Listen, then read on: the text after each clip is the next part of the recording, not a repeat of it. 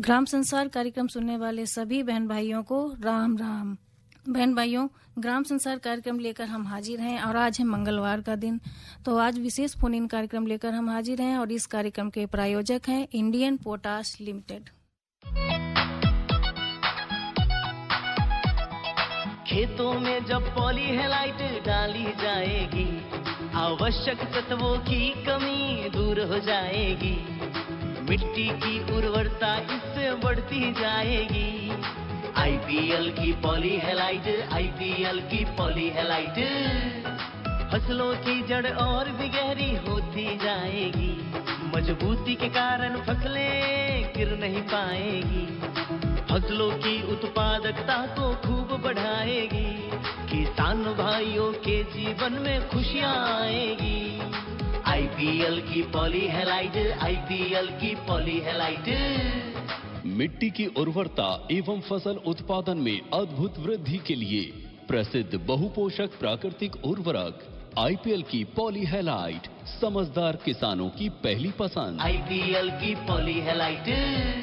तो बहन भाइयों, स्वागत है आप सभी का गन्ने की कृषि पाठशाला में। और जैसे आज मंगलवार है और विशेष फोन इन कार्यक्रम है, तो आज का जो फोन इन का विषय है वो है गन्ने की पेड़ी में रैटून में समसामयिक कार्य और उर्वरक प्रबंधन। और हमारे विशेषज्ञ हैं डॉक्टर उपेंद्र सिंह तेवतिया, मुख्य प्रबंधक हैं कृषि विज्ञान इंडियन पोटाश लिमिटेड नई दिल्ली में।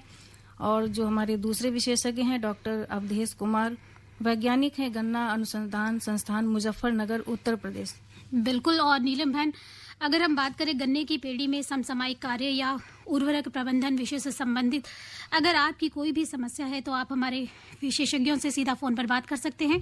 और जो हमारे फोन नंबर है वो है 23421082 और हमारा जो दूसरा नंबर है वो है 23421083।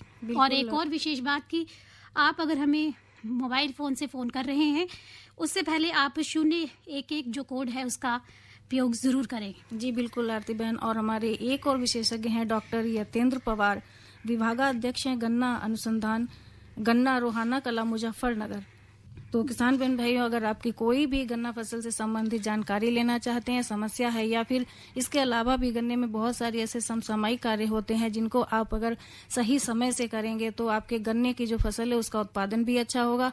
तो ऐसे कौन कौन से समसामयिक कार्य हैं या कोई और भी जानकारी लेना चाहते हैं गन्ना फसल से संबंधित, तो वो भी विशेषज्ञों से आप ले सकते हैं। और फोन नंबर हमारे हैं 23421082 और दूसरा नंबर है 23421083। तो चलिए देर नहीं करते हैं और चलते हैं हम अपने सीधा विशेषज्ञों के पास। और कार्यक्रम का संचालन कर रहे हैं शिवनंदन लाल। रेडियो कृषि पाठशाला गन्ने की खेती में किसान भाइयों आपका स्वागत है। और डॉक्टर तेवतिया जी और डॉक्टर अवधेश कुमार जी और डॉक्टर यतेंद्र पवार जी कार्यक्रम में आपका स्वागत है। बहुत बहुत धन्यवाद। धन्यवाद। तो डॉक्टर साहब, जब तक किसान भाइयों के फोन आते हैं या जो भी किसान भाई हमारे गन्ने की खेती करते हैं और उन्हें गन्ने की फसल में अगर कोई भी दिक्कत है या इस समय उन्होंने जो किसान भाई फसल कटाई करके उसमें पेड़ी रखना चाहते हैं या जिन्होंने फसल कटाई करके रखी हुई है तो उसमें क्या कुछ कर सकते हैं, तो इसके बारे में जानना चाहूँगा। पहले डॉक्टर अवधेश कुमार जी आप। धन्यवाद शिवनंदन जी। जो वर्तमान में आप जिस गन्ने की कटाई कर चुके हैं और उसमें पेड़ी भी फूट रही होगी क्योंकि टेम्परेचर आ गया है।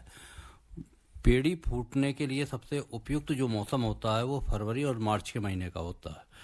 लेकिन किसान भाइयों को मैंने एक चीज देखी है कि गन्ने पौधे की जो पैदावार है जो हमारे प्रदेश की है वो है 82 मेट्रिक टन प्रति हेक्टेयर, और जबकि पेड़ी की जो पैदावार है वो है 50 मेट्रिक टन प्रति हेक्टेयर। कहने का मतलब ये है कि कहीं ना कहीं पेड़ी में अभी बहुत कुछ करने की आवश्यकता है, और जितनी की हम पेड़ी की पैदावार को बढ़ा लेंगे उतना ही हम फायदे में रहेंगे। किसान के अंदर एक आदत है कि वो पेड़ी को मुफ्त की फसल समझते हैं, जबकि मुफ्त के साथ साथ है क्या कि 25 से 30% किसान की लागत बचती है। उसको खेत की तैयारी नहीं करनी पड़ती है, उसको बीज की बुआई नहीं करनी पड़ती है, तो उसमें 25 से 30% वो बचत होती है। लेकिन साथ में जब पौधे की कटाई करी है तो पौधे की कटाई करने के साथ साथ जो खेत के अंदर ड्राई मैटर है, पत्तियां जो पड़ी हुई हैं, उनका प्रबंधन किस तरीके से करा जाए, ये अपने आप में बहुत बड़ा एक यक्ष प्रश्न है जी। और इससे के लिए आजकल एक नए नए इंस्ट्रूमेंट और टेक्निक आ रही हैं। यदि हम ड्राई मैटर की बात करें, सूखी पत्तियों की बात करें, तो उसको सबसे पहले हम ट्रेस मल्चिंग द्वारा छोटे छोटे पीसों में काट सकते हैं, और काटने के बाद पानी लगाएं, और पानी लगाने के बाद फिर हम उसमें यूरिया खाद या डिकम्पोजर का भी इस्तेमाल कर सकते हैं ताकि वो गल जाए। जी डॉक्टर साहब, आपसे और भी जानना चाहेंगे, लेकिन एक किसान भाई का फोन लेते हैं। हेलो सर, मेरा नाम अमित सिंह है। जी अमित जी, कहाँ से? मैं देवबंद तहसील जी, जिला सहारनपुर और त्रिवेणी शुगर मिल का किसान हूँ जी।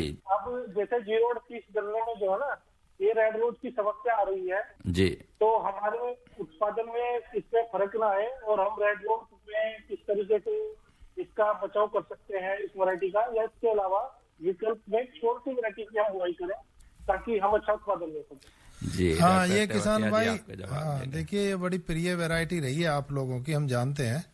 देखिए, आप ये करिए, आप दो तरीके से इसका बचाव कर सकते हैं red rot of sugarcane का। कि एक तो आप बाहर से बीज जब लें बहुत सावधान रहें, ये उसमें रेड रॉट ना आ जाए।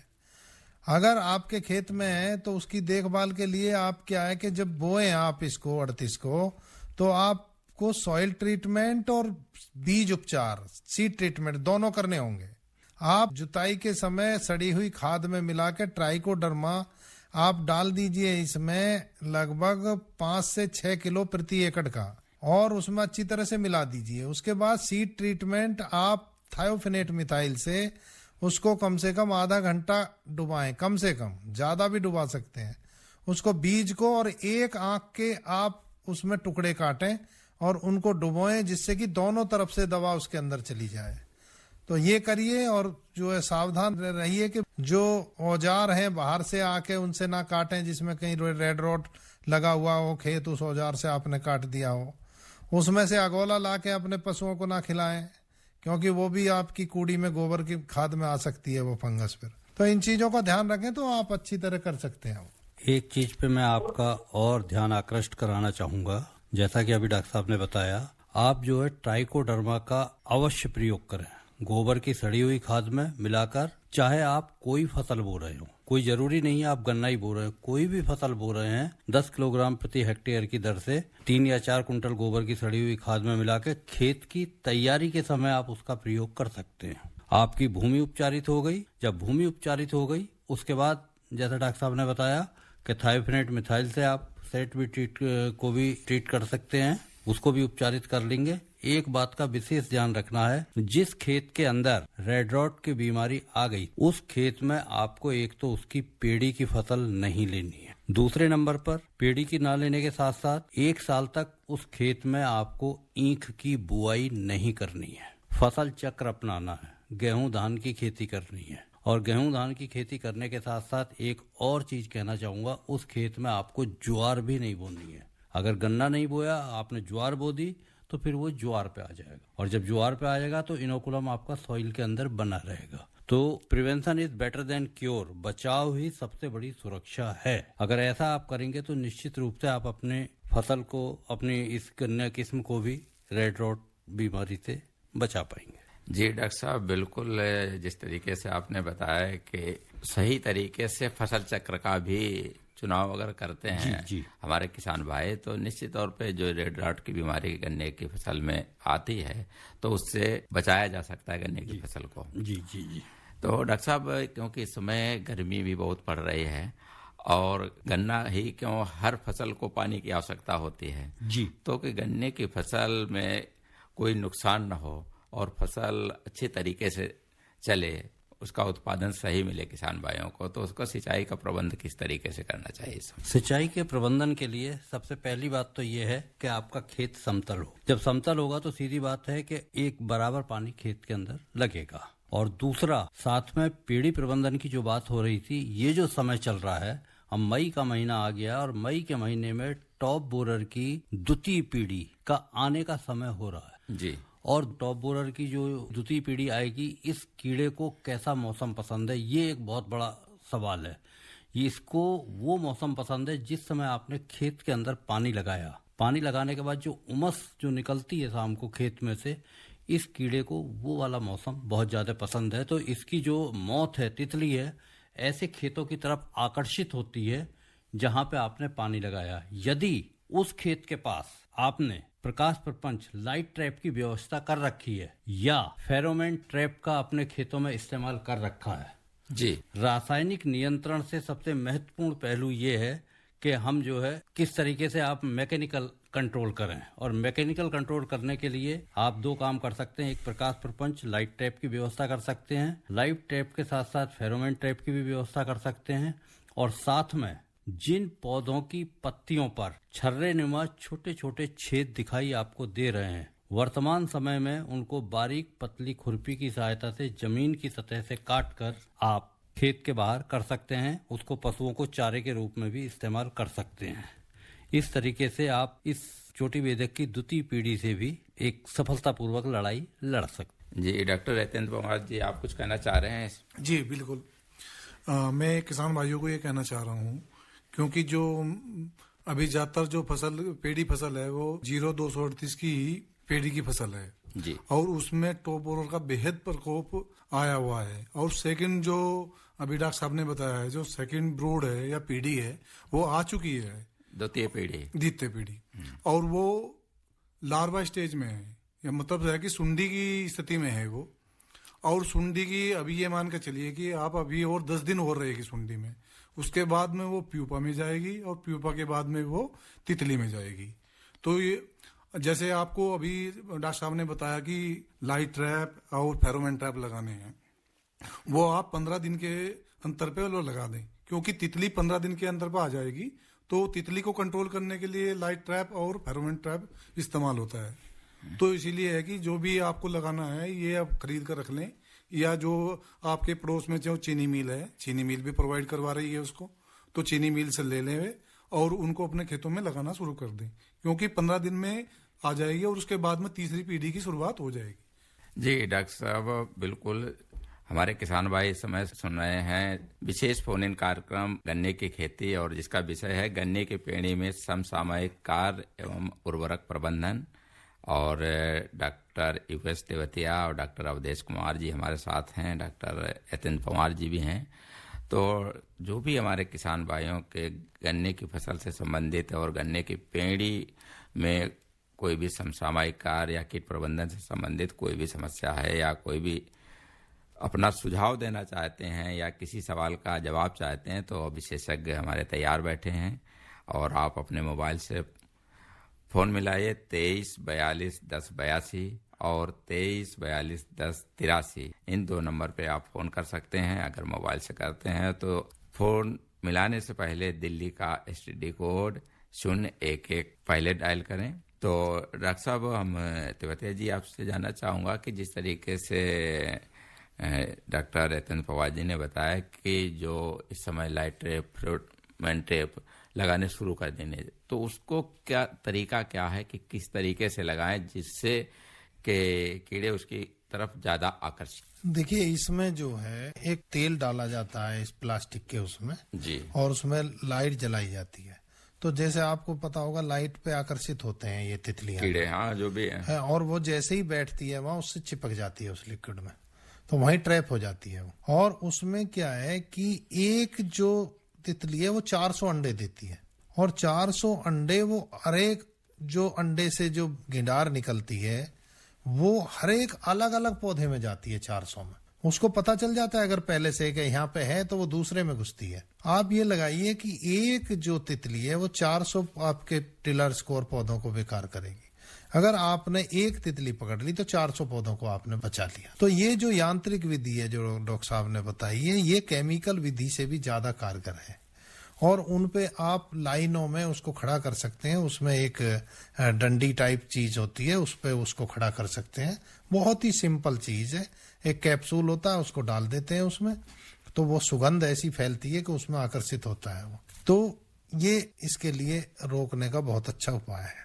जी, डॉक्टर अवधेश कुमार जी कुछ कहना चाह रहे हैं? जहां तक फेरोमोन ट्रैप की बात है जी, फेरोमोन ट्रैप 1 एकड़ में 10 जो वैज्ञानिक संस्तुति है उसकी दी गई है। हरे रंग के एक प्लास्टिक के कटोरे की तरह रहते हैं, उसमें पानी भरा रहता है और ऊपर की तरफ उसमें एक कैप्सूल लगाया जाता है और वो कैप्सूल ल्यूर जो फेरोमोन जो मादा की योनि में से जो स्मेल आती है उस तरीके की स्मेल नर शलभ को अपनी ओर आकर्षित करती। लेकिन जैसे ही नर शलभ वहां पे आएगा तो उनका मिलन ना हो पाए, वहीं पे वो उसके पास बैठेगा और नीचे कटोरे में पानी है, उसी में डूब के वो खत्म हो जाता है। ये तो रही फेरोमोन ट्रैप की। और जहां तक बात लाइट ट्रैप की है, प्रकाश प्रपंच की है जी, आपने एक चीज देखी होगी, जो गांव के आसपास के खेत हैं, बिल्कुल गांव से लगे हुए खेत हैं या सड़क के किनारे के जो खेत हैं, उन खेतों को यदि आप देखेंगे, किसान भाई भी खूब भली भांति इस बात से परिचित हैं कि जब देखेंगे वो तो उन खेतों के ऊपर चोटी बेधक कीट का आपतन ना के बराबर है। उसकी सिर्फ एकमात्र वजह ये है कि वहां पे गांव में लाइट जल रही है, सारे के सारे जो कीट पतंगे हैं लाइट की तरफ आकर्षित हो रहे हैं, वो उधर चले गए, पौधे पे नहीं बैठ पाए, वहां पे उनकी एगलिंग नहीं हो पाई, वो वहीं पे मर गए। इसलिए ये जो प्रकाश प्रपंच की व्यवस्था है, यदि खेत पे जिस समय आपने पानी लगाया है उस समय लाइट ट्रैप लगाएंगे। यदि किसान भाई ये कहते हैं कि हमारे यहाँ रात में लाइट नहीं आती है, हर जगह की अपनी अपनी परिस्थितियां हैं और उन्हीं परिस्थितियों के बीच में सामंजस्य बैठा कर हमको स्वस्थ गन्ने की खेती करनी है, तो चार्जिंग वाले बल्ब भी आ रहे हैं बाजार के अंदर आजकल। और जिस समय आपने खेत में पानी लगाया है और तितली निकलने का टाइम हो रहा है, उस समय उन लाइट ट्रैप को अवश्य खेत पर लगाएं, ताकि मैक्सिमम तितलियां लाइट की तरफ आकर्षित होंगी और आपकी फसल की सुरक्षा हो पाएगी। ये तो आई यांत्रिक नियंत्रण की बात। अभी मैं केमिकल नियंत्रण की बात नहीं कही है तो कि जैसे आपने जो लाइट ट्रैप या फेरोमोन ट्रैप बताए हैं, तो इनको क्या डेली बदलना पड़ता है या ये एक जो लगा दिया वो कितने दिन तक कार्य करता है? अच्छा, बहुत बढ़िया प्रश्न पूछा है आपने। जो फेरोमोन ट्रैप में जो कैप्सूल है जी, वो जो लगाया जाता है वो 45 से 60 दिन के बीच में वो चलता है। कहने का तात्पर्य यह है कि एक पीढ़ी जब आएगी तो उसमें 45 से 50-55 दिन का समय लगता है। एक पीढ़ी के लिए एक कैप्सूल पर्याप्त है और जैसे ही दूसरी पीढ़ी का आने के टाइम वो कैप्सूल को भी बदल दो, क्योंकि उसके अंदर जो केमिकल है वो शनै शनै समाप्ति की ओर अग्रसर होता चला जाता है और 55 दिन में करीब करीब वो खत्म हो जाता है। और बात आती है लाइट ट्रैप की। लाइट ट्रैप क्या? लाइट ट्रैप कुछ भी नहीं है। किसानों के खेत पे जो ट्यूबवेल लगे हुए हैं उस पर यदि बल्ब लगाते हैं जी, एलईडी बल्ब लगा दिया आपने, एलईडी लगा दिया बल्ब, रात में बल्ब जल रहा है और जब जल रहा है तो खाली टॉप बोरर की ही वो मौत नहीं आएगी उसके पास, और जितने भी हैं स्टॉक बोरर भी होगा, इंटरनोड बोरर भी होगा, गुरदासपुर बोरर भी होगा, सारे बोरर्स जितने भी कीड़े हैं लाइट की तरफ अट्रैक्ट होंगे। और ऊपर लाइट जल रही है और नीचे हौदिया में पानी है, उस पानी के अंदर आप कोई भी एक इंसेक्टिसाइड डाल दें, चाहे इमेडाक्लोरपिड डाल दें, चाहे क्लोरपायरीफास डाल दें, थोड़ी सी डाल दें, उससे टकरा के ऊपर से वो नीचे पानी में गिरेगी और वहीं पे वो खत्म हो जाएगी। ये एक मोटा सा पर्पज है और आपको खेत के अंदर रासायनिक दवाओं का भी इस्तेमाल नहीं करना पड़ेगा। जी डॉक्टर साहब, बात और भी आगे करेंगे, लेकिन एक लेते हैं छोटा सा अंतराल। भजन करूं यार गुरु की सेवा, मन यार कोई हिलाना चाहिए, अरे जा पूरन मल घर अपने माँ बाप का गिलाना चाहिए, जा पूरन मल घर अपने माँ बाप का गिलाना चाहिए।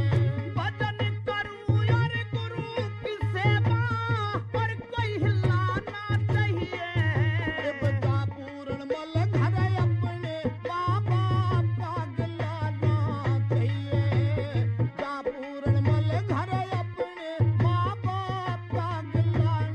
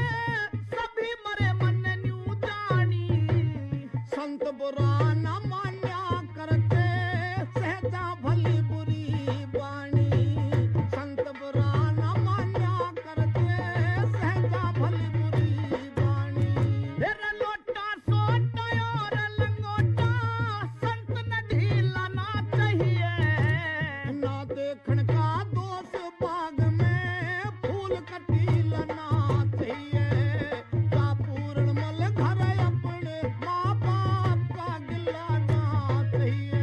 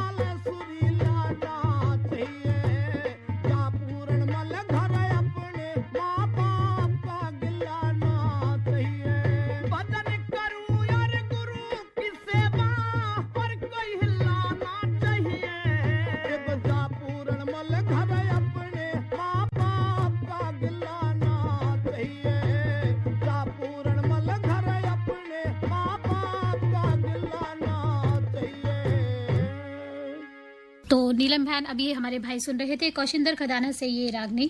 और आरती बहन कार्यक्रम चल रहा है गन्ने की पाठशाला।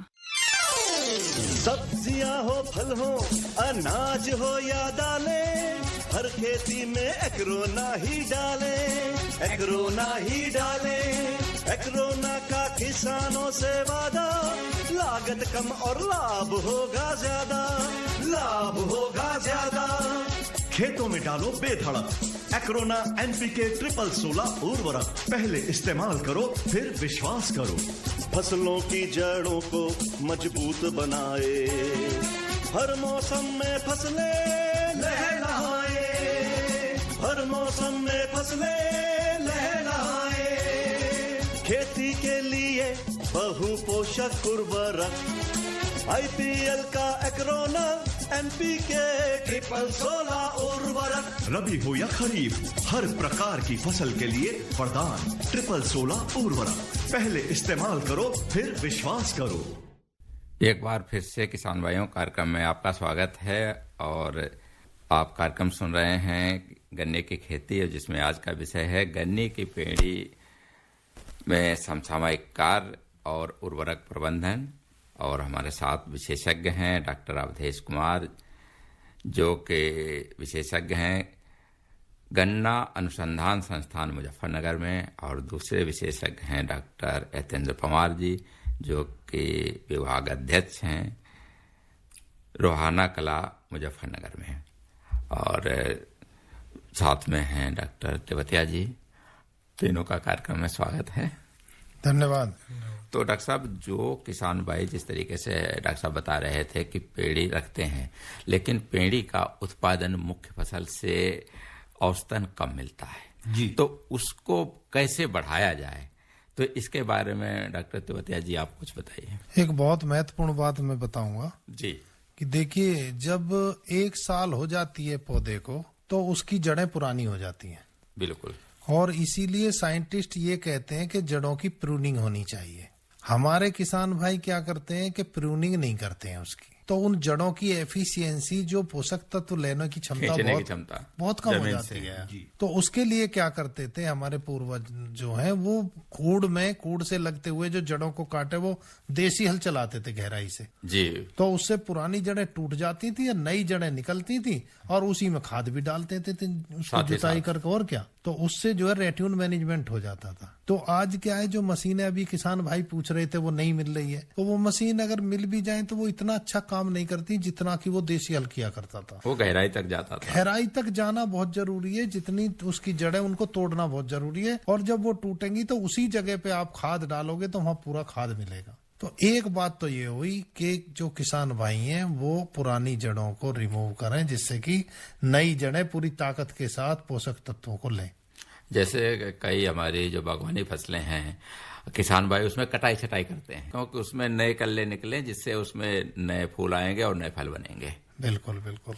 उसी तरीके तो से पुरानी डालियां जो है उनको काटते हैं, वो सूख भी जाती हैं पुरानी। जी हाँ, कई सूख जाते हैं, कहीं दूसरे पे चढ़ी हुई होती हैं, वो काटे जाते हैं, कोई रोग ग्रसित होते हैं, उनको हटाया जाता है। बिल्कुल। तो ये, और दूसरा उसका खाद का और पानी का विशेष ध्यान रखें गर्मियों के दिनों में। जी, पानी लेट ना करें और उसको समय समय पर पानी देते रहे और खाद देते रहे।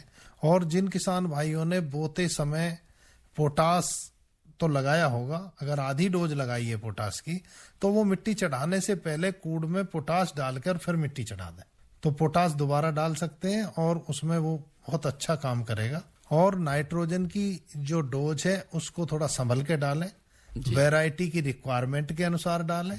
जैसे कि 15-13-235 है, उसमें ज्यादा यूरिया नहीं डालना चाहिए। जो आपका 15-023 है, इसमें ज्यादा नहीं डालना चाहिए। तो उनमें किसान क्या है कि वैरायटी को बिना समझे उसमें बहुत ज्यादा खाद डाल देते हैं, तो कीड़ों की और रोगों की समस्या उसमें बढ़ जाती है। तो संतुलित उर्वरक का उपयोग करें, और अगर मृदा परीक्षण के आधार पर उपयोग करते हैं तो वो तो बेस्ट है। सोने पे सुहागा है। सोने पे सुहागा है। और उनको जो तत्वों की, मानो जिंक की, सल्फर की, आपको कॉपर, बोरॉन, ये सारे तत्वों की टेस्टिंग करानी चाहिए, क्योंकि आजकल माइक्रो न्यूट्रिएंट की भी जो डेफिशिएंसी है वो बहुत बढ़ गई है।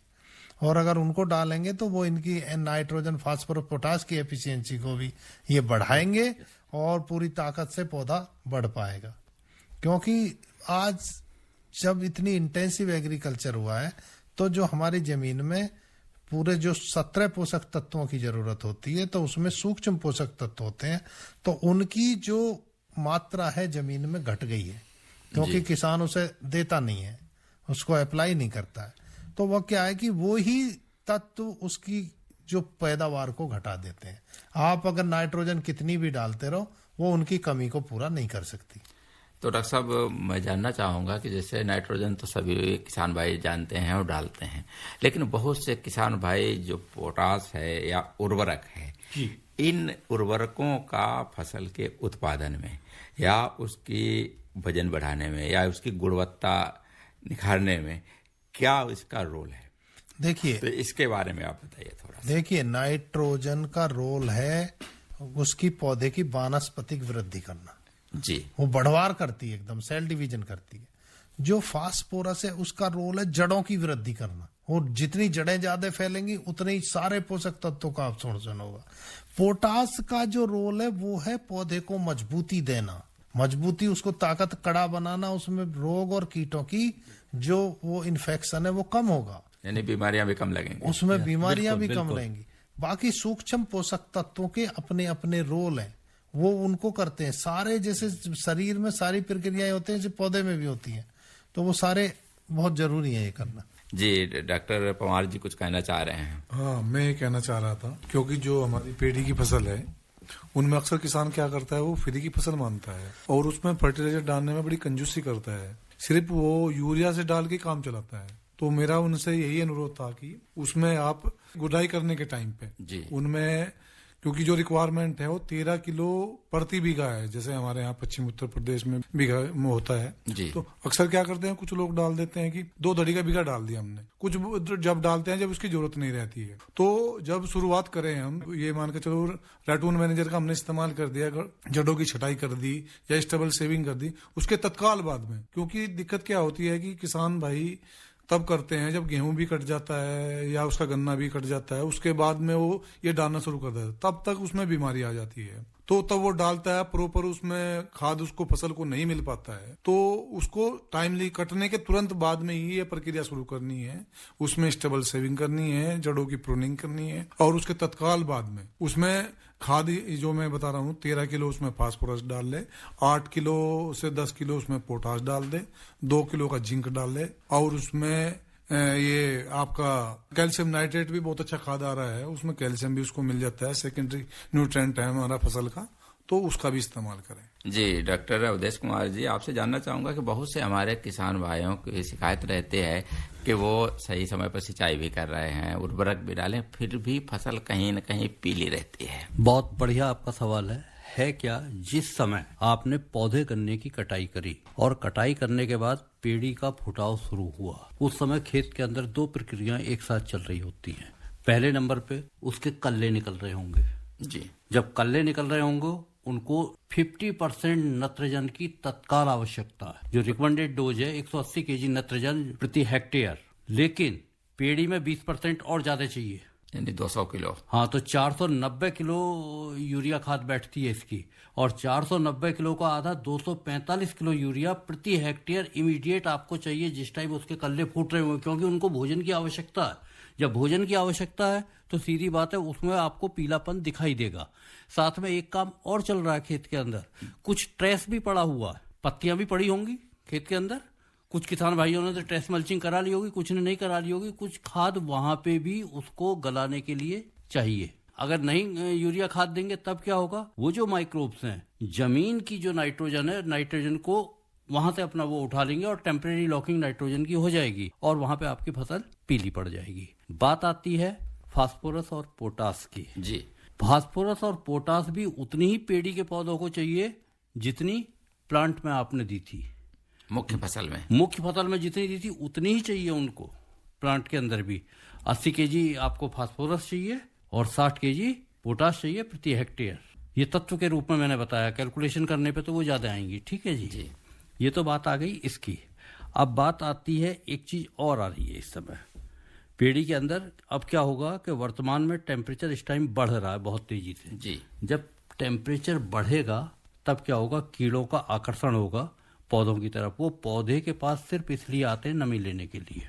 और इस समय पश्चिमी उत्तर प्रदेश में एक मुख्य कीड़ा है ब्लैक बग जी, जो पेड़ी की फसल में आपको दिखाई देगा। यदि बीज की गोफ को उसको खोलेंगे तो आपको वो काली सफेद चींटी ऊपर नीचे दौड़ती हुई दिखाई देंगी। ये कीड़े क्या करते हैं, पत्तियों का रस चूसते हैं। जब रस चूसेंगे तो वहां पे भी पत्तियों में पीलापन आपको खेत में दिखाई देगा। अलग अलग तरीके से अलग अलग लक्षण एक ही खेत में परिलक्षित होते हुए दिखाई देंगे। ये सिर्फ पहचानने की बात है कि किस तरीके से आप पहचानते हैं। यदि ब्लैक बग का आपके खेत के अंदर अटैक हो गया तो उसके लिए आपको क्या करना है, एक दवा आती है प्रोपेनोफॉस 750 ml। दवा को 625 लीटर पानी में घोलने के बाद आपको नमी की अवस्था में खेत में, और वो दवा गोफ के अंदर जानी चाहिए। पावर वाले स्प्रे से आपने कर दिया तो पौधा एक तरफ को झुक जाता है। वो दवा गोफ के अंदर जानी चाहिए। जब गोफ के अंदर जाएगी तो वो कीड़े से आपको, ब्लैक बग से इमीडिएट आपको निजात मिल जाएगी। दवा डालने से पहले किसान भाई ये 3 सवाल अपने आप से अवश्य करें। दवा हम कब डालें, क्यों डालें और कैसे डालें। जी डॉक्टर साहब, इस पे बात जरूर करेंगे। एक किसान भाई का फोन लेते हैं। हेलो। राम राम जी। राम राम जी। मैं किताब सिंह मेरा नाम है जी। जी। जिले शामली का रहने वाला जी। और गन्ने के बारे में पूछना हो। कौन सा गन्ना बोया आपने? 18 बो रखा जी। जी। 1 मीटर पर तो बो रखा जी मुझे। और जी उसमें पहले तो आ गया था जी पीलापन आ गया। ठीक है, पीलापन आ गया था जी। उसमें फिर मुझे जी कारटाप और एक नेट हुआ जी, वह गिरी थी। ठीक है। अच्छा, अब आप क्या चाहते हैं, आपकी फसल कैसी है इस समय, पौधा है या पेडी है 18 की, ये बताइए। पौधा है जी, पौधा। देखिए, जो 18 का करेक्टर है उसमें आपको 38 की तरह हरापन नहीं दिखाई देगा, वो पीलापन फसल में दिखाई देगा। इसलिए वो उसका वेराइटल करेक्टर है, उस पर आपको परेशान होने की आवश्यकता बिल्कुल नहीं है। अजी एक ब्यात भी तो नहीं हो रहा कितना भी उसमें ब्यात नहीं हो रहा। हाँ, देखिए असली बात बोले। हाँ, अब आपने ब्यात वाली बात कही। कब आपने ईख कब बोया था जी, ये बताइए। 2 महीने करीब हो लिया होगा जी। 2 महीने करीब हो लिया होगा। देखिए, ब्यात के लिए किसान का जो सबसे बड़ा दुश्मन है वो समझे क्या है। जिस समय आपने ईख की बुआई करी और किसान भाई खेत में वो जो पाटा मारते हैं, वो पाटा सबसे बड़ा दुश्मन है। अब ये वर्तमान समय जो आ रहा है, ये ब्यात करने का ही ईंख का समय आ रहा है। जैसे ही 39 और 40 डिग्री से ऊपर तापमान आएगा और मौसम गर्म और खुशक होगा, ईंख स्वतः ब्यात करने लगेगा। उसमें आपको कुछ डालने की आवश्यकता नहीं है। विशेष करके यदि आप खेत की खुदाई कर रहे हैं फावड़े से, तब आपको एक काम करना है, जो मिट्टी पौधे के पास है वो खुदाई करके पौधे से दूर कर दें, ताकि वहां पे उसको हम मिट्टी थोड़ी सी कम रहे और ब्यात आपका आ जाएगा। कहने हैं कि मिट्टी नहीं है ज्यादा वहाँ, मिट्टी ज्यादा नहीं है, कोई बात नहीं, ब्यात तो आएगा। शोशा ये तो पक्का है। क्या सागरिका से ब्यात नहीं होता, ठीक है। जी जी जी, वो सवाल का अरक है, उसमें उससे ब्यात नहीं होता है, ठीक है। और एक चीज मैं आपसे और बताऊंगा, जब आपने 18 बो रखा, 18 खूड़ से खूड़ की दूरी आपने कितनी रखी है? 1 मीटर जी। 1 मीटर रखी है। अब आपके साथ अगली बार एक दिक्कत और आएगी। गन्ना 18 के साथ ये आती है दिक्कत कि जब अगले साल इसकी पेड़ी होगी, पेड़ी में इसमें फुटाव थोड़ा सा कम रहता है, ठीक है। पेड़ी में फुटाव कम रहेगा। जिस टाइम आप मट्टी चलाएंगे, यदि आप अपने खेत में RMD मशीन का यूज करेंगे, तब आपको फुटाव भरपूर दिखाई देगा पेड़ी के अंदर भी। RMD का फायदा ये है कि जिस समय आपने ईंख की कटाई करी, एक बात मेरी बड़े ध्यान से सुनिएगा, ईंख की कटाई करी, मैं बहुत जगह गया, बहुत किसानों से मिलता हूँ, फैक्ट्रियों में भी जाता सर्वे के लिए। किसान भाई जब पौधे गन्ने की कटाई कर रहे होते, तो वो जो कटाई करते पूरा बाड़ एक साथ रख देते हैं पूरे खेत का। एक तो इस गलती को मत करिएगा। अगर आपका लग रहा है कि 4 खूड़ में हमारी पर्ची पूरी हो जाएगी, तो एक तरफ से 4 खूड़ ही काटिए और वो पूरे खेत के पार कट जाने चाहिए। उसमें क्या होगा, आप सारी कृषण क्रियाएं उन 4 खूड़ों में कर सकते पूरी। अगर आपने बाड़ पूरे खेत में रख लिया, फिर आपका वो 10-10 मीटर ही कट के वो रह जाएगा, तो उसमें आप अपनी सारी कृषण क्रियाएं साथ के साथ नहीं कर पाएंगे। जहां RMD की मैं आपसे बात कह रहा था, RMD में 2 काम करती है RMD। एक तो ठूंठों की कटाई कर देगी, कटाई करने के बाद पुरानी जड़ें भी आपकी तोड़ देगी और साथ में खाद भी डाल देगी, और वहीं पे इंसेक्टिसाइड या फंजीसाइड का स्प्रे भी उनके ऊपर कर देगी। सारे काम एक साथ आपके हो जाएंगे।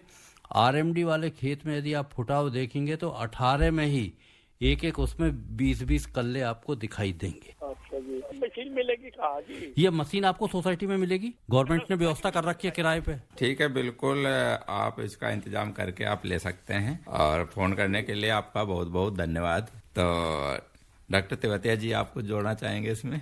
नहीं, डॉक्टर साहब ने बहुत अच्छा बताया है। और दूसरा ये है कि इनको मिट्टी टेस्ट करानी चाहिए, और क्योंकि पता नहीं किस न्यूट्रिएंट की कमी है, थोड़ा इन्हें माइक्रो न्यूट्रिएंट का और सल्फर का इस्तेमाल करना चाहिए, और मट्टी कम रहे तो इनको ब्यात अच्छा मिलेगा। जी बिल्कुल डॉक्टर साहब, एक लेते हैं अब ब्रेक। खेतों में जब पॉलीहेलाइट डाली जाएगी, आवश्यक तत्वों की कमी दूर हो जाएगी, मिट्टी की उर्वरता इससे बढ़ती जाएगी।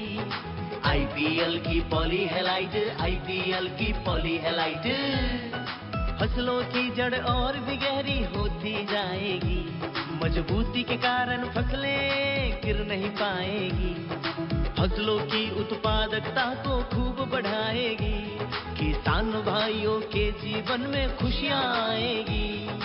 IPL की पॉलीहेलाइट, IPL की पॉलीहेलाइट। मिट्टी की उर्वरता एवं फसल उत्पादन में अद्भुत वृद्धि के लिए प्रसिद्ध बहुपोषक प्राकृतिक उर्वरक IPL की पॉलीहेलाइट, समझदार किसानों की पहली पसंद। IPL की पॉलीहेलाइट। डॉक्टर साहब, एक हमारे किसान भाई फोन लाइन पे हैं, सुनते हैं कि उनकी क्या गन्ने की फसल से संबंधित समस्या है। हेलो। हेलो, नमस्कार जी। हाँ नमस्कार जी, मैं नैनो DAP के प्रयोग के बारे में जानना चाह रहा हूँ कि गन्ने की पेडी में जो फास्फोरस और पोटास खड़ी फसल में नहीं डाल सकते हैं, तो नैनो DAP का किस तरीके से प्रयोग करें? नैनो DAP का आप स्प्रे कर सकते हैं खड़े खेत में, लेकिन एक आवश्यकता है कि पत्तियां खूब अच्छी बढ़ गई हों और पूरी आच्छादित हों, क्योंकि स्प्रे तभी करना चाहिए जब पौधे की पत्तियां अच्छी तरह से फैल गई हों। और आपको बिल्कुल नाइट्रोजन उसका नैनो यूरिया कर सकते हैं, और उसके लिए नैनो DAP कर सकते हैं। दोनों को मिला के भी आप कर सकते हैं। क्या नाम है, आप कहाँ से बोल रहे हैं?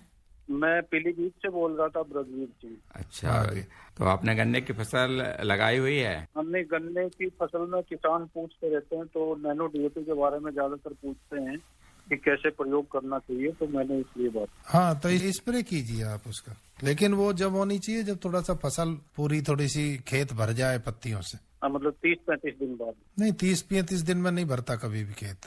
हाँ, 30-35 दिन में तो निकल के ही, अगर बुआई हुई है तो वो निकलेगा ही 30-35। पेड़ी पे तो कर सकते हैं। पेड़ी भी 30-35 दिन में कहाँ इतनी निकल जाएगी, थोड़ी पत्तियां बड़ी हो जाए, कम से कम 6-6, 7-7 पत्तियां तो निकल जाए पौधे में।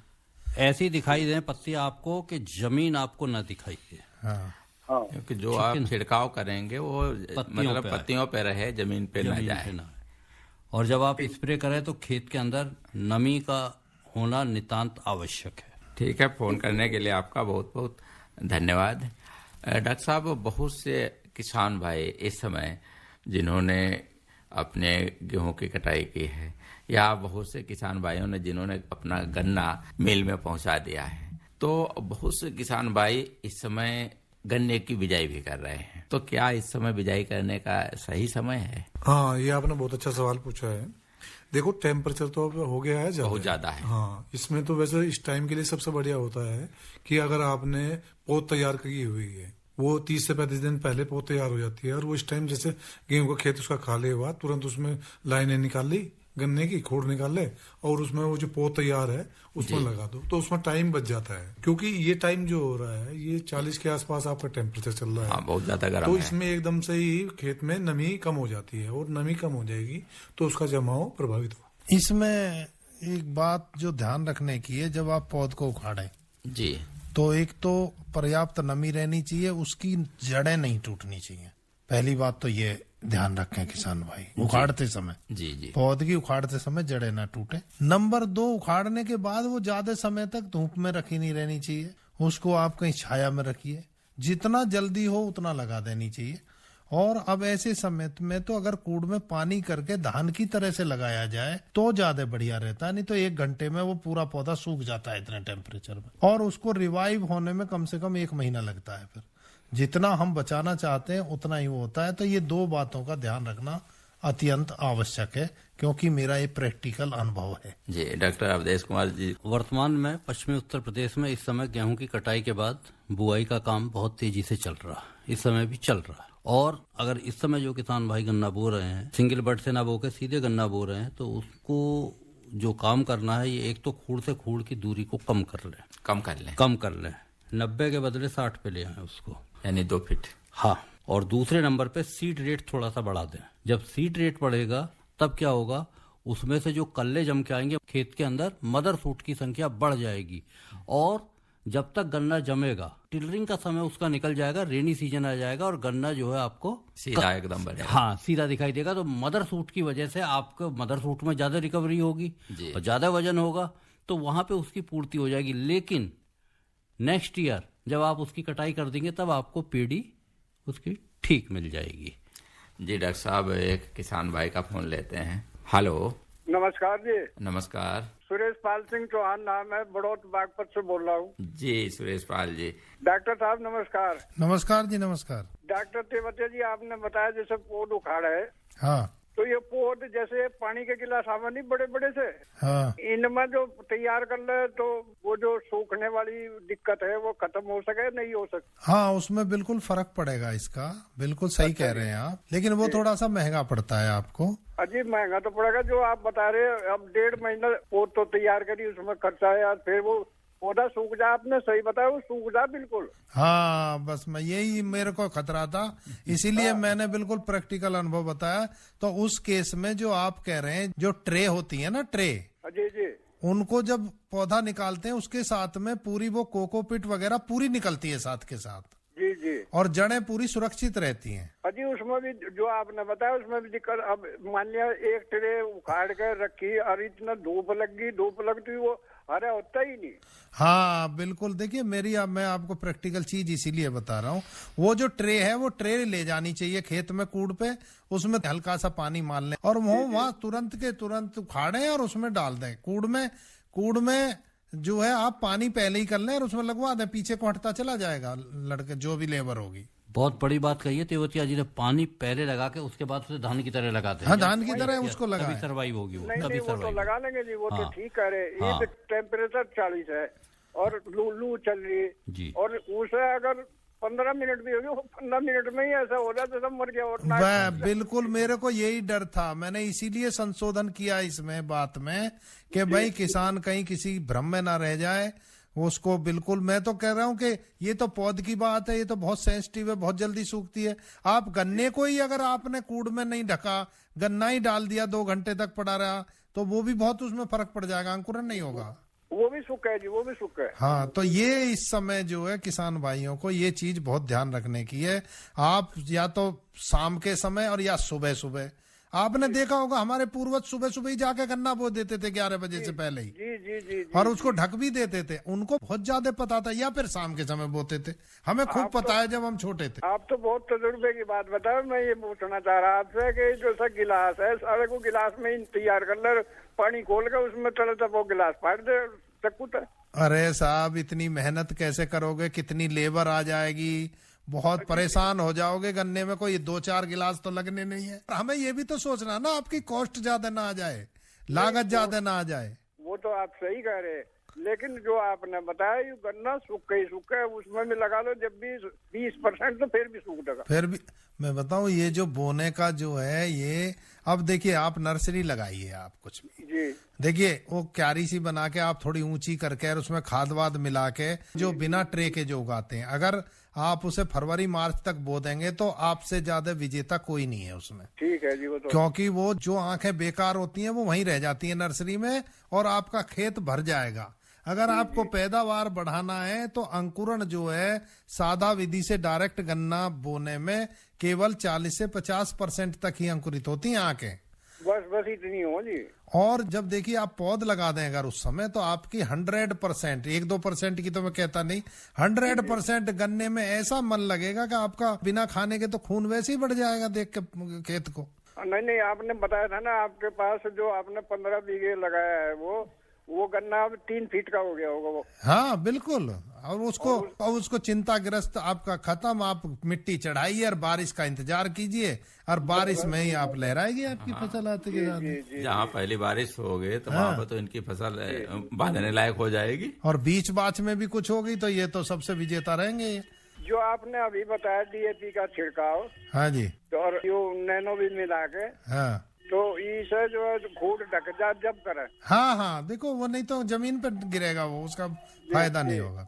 और जी ठीक है सुरेश पाल जी, फोन करने के लिए आपका बहुत बहुत धन्यवाद। और आज के कार्यक्रम में विशेषज्ञों का भी बहुत बहुत धन्यवाद। आज के कार्यक्रम में काफी मजा आया और किसान भाइयों ने भी पूरी जानकारी ली। खेतों में जब पॉलीहेलाइट डाली जाएगी, आवश्यक तत्वों की कमी दूर हो जाएगी, मिट्टी की उर्वरता इससे बढ़ती जाएगी।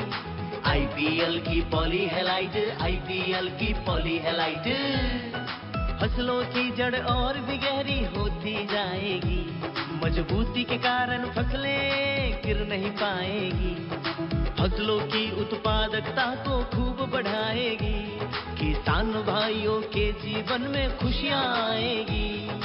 आईपीएल की पॉलीहेलाइट, आईपीएल की पॉलीहेलाइट। मिट्टी की उर्वरता एवं फसल उत्पादन में अद्भुत वृद्धि के लिए प्रसिद्ध बहुपोषक प्राकृतिक उर्वरक आईपीएल की पॉलीहेलाइट, समझदार किसानों की पहली पसंद। आईपीएल की पॉलीहेलाइट। तो भाइयों, अभी आप सुन रहे थे हमारा विशेष फोन इन कार्यक्रम गन्ने की पाठशाला, जिसका विषय था गन्ने की पेड़ी में समसामयिक कार्य और उर्वरक प्रबंधन। हमारा आज का ये कार्यक्रम यही समाप्त होता है। कृषि जगत कार्यक्रम सुनने वाले सभी बहन भाइयों को राम राम।